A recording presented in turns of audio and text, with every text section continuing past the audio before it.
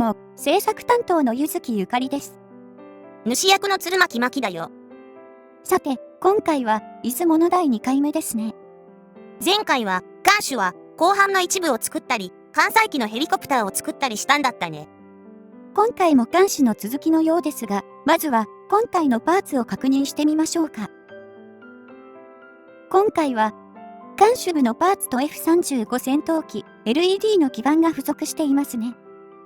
F35 に関してはまだ配備されてはいないんだけど、護衛艦の化がとともに配備するための改修などを行う予定みたいだから、その影響で付属してるんだろうね。出雲の今後も気になりますが、まずは製作に取り掛かりましょうか。まずは、前回、後半の裏に設置したスプリットに LED 基板を設置するようですね。この LED は、配線の向きにだけ注意して、はめ込んでネジ止めするだけだよ。この LED 基板一つで、2口の光ファイバーに光を供給できるみたいですね。これで、後半の作業は、今回は完了だね。今回のメインは、艦首部の艦隊の製作みたいですね。というわけで、メインとなる艦首部の製作をしていくわけですが、まずは側面のパネル2枚を取り付けるみたいですね。この取り付けには、専用のステーが付属しているので、これを使ってネジ止めしていくよ。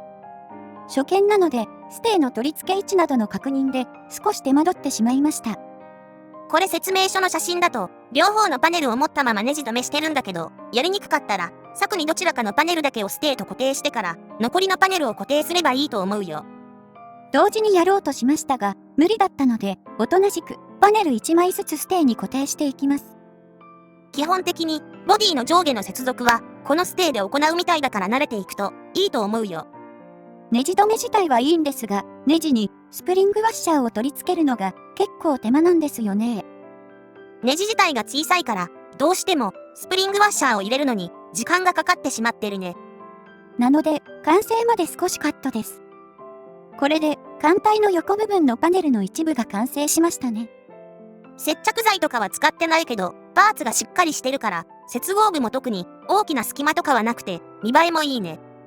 今度は、この今作ったパネルと、今回付属してきた、艦首部の艦隊とを固定するようですね。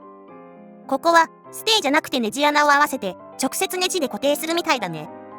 まずは仮合わせしてみましたが、特に問題なさそうなので、このまま固定してしまいましょうか。今回のパーツは、結構傾斜がきついので、安定してくれないのが、辛いところですね。このシリーズでは、艦首から艦尾へと作り進めていくから、最初は取り付けにくくても、そのうち安定した艦隊を伸ばしていく感じになるから、さほど気にしなくてもいいと思うよ。作る箇所があっちへこっちへと行ったりしないのは作りやすくて助かりますね。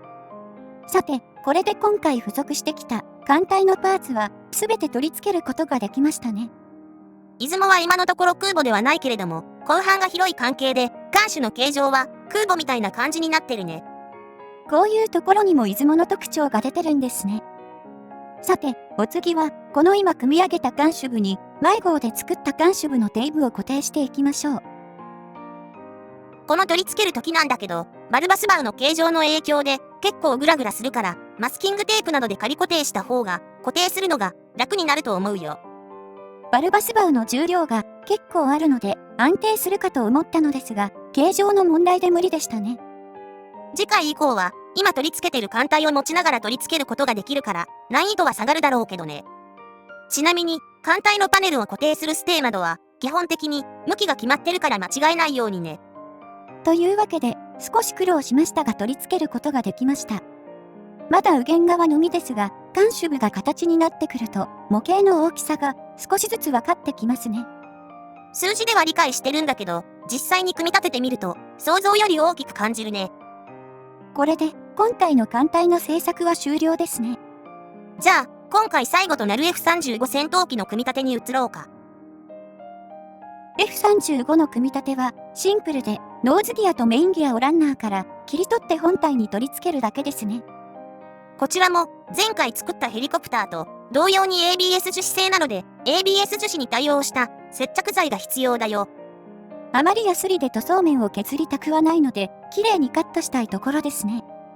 再塗装すればいいんだろうけど、塗装済みのものに色味を合わせるのって大変なんだよね。それに、こういうマガジン系は、価格はさておき、手軽さや簡単さを売りにしてるのが、ほとんどだから、今回はできるだけサイト操しない方向で進めていくよ。さて、なぜか、この後は、カメラには、息子の話しか映ってなかったので、完成までカットです。息子の鼻毛の確認が終わり、カメラの主導権が戻った時には完成してたっていうね。ちなみに、この F35 は、現在、息子の宝箱に鹵獲されてしまったので、出雲に配備されるかは、わかんないです。まあ、あれだ、ちゃんと作ってる動画なんて、たくさんあるんだから、うちでは、撮影中の第三勢力による、妨害工作ごと楽しんでいただけたらなと思います。そんな息子の妨害今回は、大きくなく、無事に完成することができましたね。今回は、艦首部の組み立てを始めたことで、艦の形状を知ることができました。次回は、引き続き、艦首の組み立てや、全部後半での作業をやってくからよかったらまた見てほしいな。それじゃあ、ご視聴ありがとうございました。